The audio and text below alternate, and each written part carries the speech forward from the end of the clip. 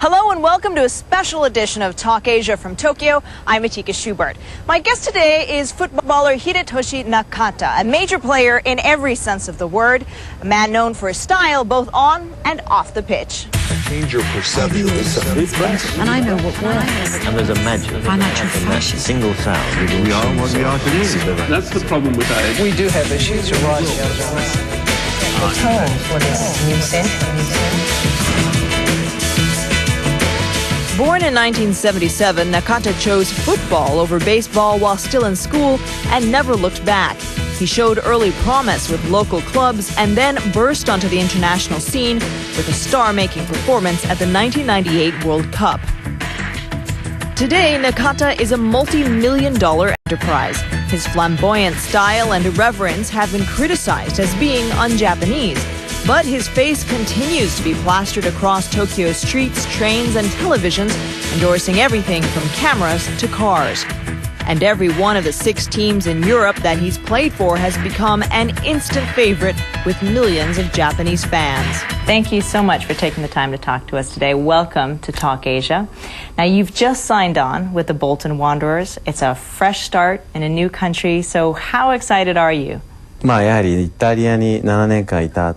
to an English team after living in Italy for 7 years was not easy.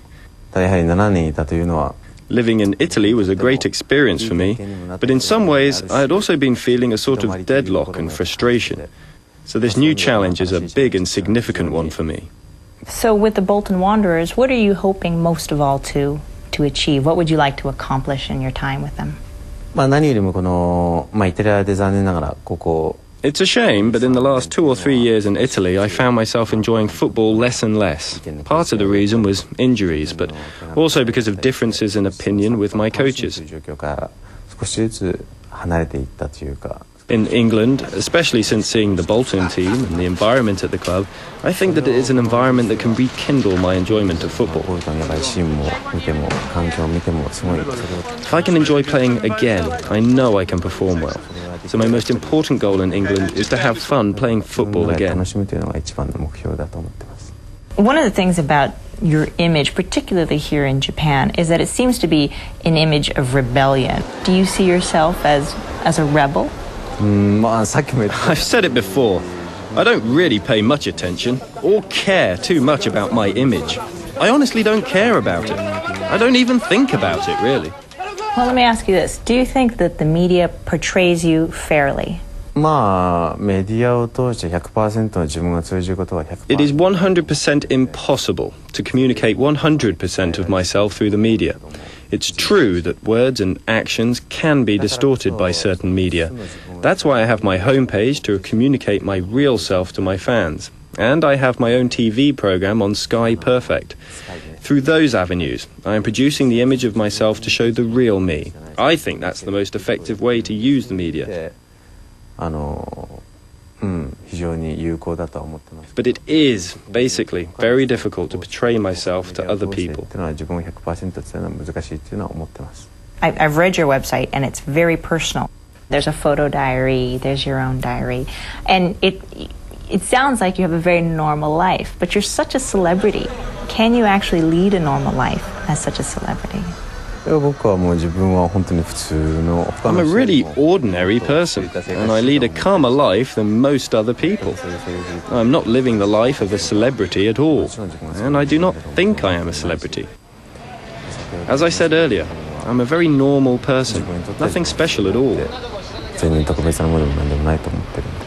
As you say, you're a normal person, you lead a normal life, but as a celebrity, you're also able to influence a huge range of people through, for example, charity work. And you've done ads with the United Nations. You've also done work with Live 8. So I'm wondering, how much responsibility do you feel you have as a celebrity / role model? Actually, I don't really think about my influence on others, and I don't think I have to be other people's role model. No one would deliberately do things that they know are wrong. Everyone does things because they believe what they do is right. So I don't think too much about how my actions would affect others, or what I should do if things go wrong. と思います。 What if suddenly football wasn't an option for you? What else would you like to do? まずはもちろん学校に行って勉強していたと思うし、 I think I would certainly go back to school and study. 勉強したいと思ってるし。 Well, even now I know that I would like to study after I'm done with football. There are lots of other things I want to do and want to learn about. 勉強したいことがいくつかあるんで。 I really like talking to people. I want to understand what other people are thinking. I'm very interested in psychology. I'm also interested in fashion and architecture, like the designs of furniture and homes. I like designs and would really like to try studying it too. I have a lot of interests. The thing that interests me the most in my life is traveling. My biggest goal is to meet a lot of different people, as many people as possible. Now, tell us a little bit about where you grew up and specifically how you came to be bitten by the football bug. やっぱり僕がそのサッカー始めた時っていうのは日本 When I first started playing football, baseball was a lot more popular in Japan. But there was also a very popular football manga or comic at that time. I read that manga and was inspired to play football with my friends for fun. Then one day, one of my friends invited me to the elementary school's football club. At that time, I wasn't involved in baseball or any other sport, and I had free time, so I said okay. That was how I started playing football. I'm wondering if there are young football stars in Japan, let's say up and coming, what kind of advice would you give to them? You've already been through a lot of experience. What kind of advice would you give them? I don't think I'm a person who's in any position to give advice. I suppose if I was to give advice, I would say you should value your own ideas and should not let other people's opinions influence you too much. I think it's really important to believe in yourself.